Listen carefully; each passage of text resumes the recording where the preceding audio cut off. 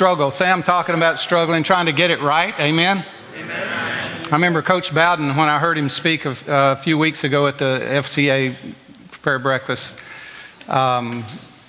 he was telling us, and I think I shared this with you guys, he has 6 kids. And they go to church and they sit on the front row, and the second row, I think it was, and his wife's on one end of the row and he's on the other, and they can each reach at least 3 of them. And they had a revival in this Baptist church there in Birmingham. He went to Ruhama Baptist. I went to Hunter Street Baptist, so we got a lot in common there. And they had a revival service, and this revivalist, this preacher, was just going great guns, man. He was eating it up, and finally got to this point, and he looked down at Coach Bowden and all his kids and everything there, and he says, "Let me ask you a question, sir." He goes, "Okay." He says, "If I had a beam right here, it's a 4x4 beam, would you come up here and walk that beam?" He says, "Yeah, no problem." He says, "Okay, now let's go to New York City to the skyscrapers. If I put that beam across from the top of one skyscraper to the other, would you walk across it?" He goes, "No way." He says, "I wouldn't do that." He goes, "You wouldn't do that?" He goes, "Okay, if I took one of your children and I held them out over this skyscraper and I said, I'm going to drop this child if you don't walk the beam, would you walk the beam?" He goes, "Which child?"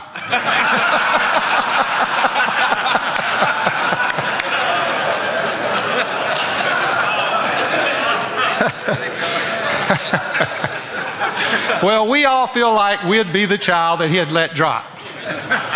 That's what the average guy feels like. Oh yeah, well, he'd let me drop because I'm not the favorite, or I'm not the best, or I don't live up to it, or I don't do what he wants me to do all the time. Can I get an amen? Amen. I mean, that's pretty much with the average guy.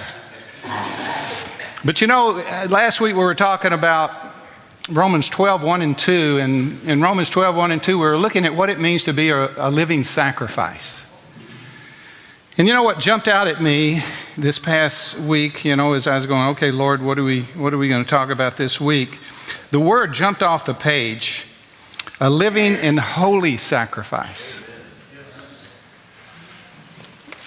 That's what it says in NASB. In the NIV, it says a living sacrifice, holy and pleasing to God. To make a decisive dedication of your bodies, in the Amplified, it says, presenting all your members and faculties as a living sacrifice, holy, devoted, consecrated. Now, if I were to ask you, what comes to mind when you think of holy? And I've done this with 2 groups this week, so I know what you would say. You'd say consecrated. You'd say set apart for sacred purposes. You'd say dedicated, pure.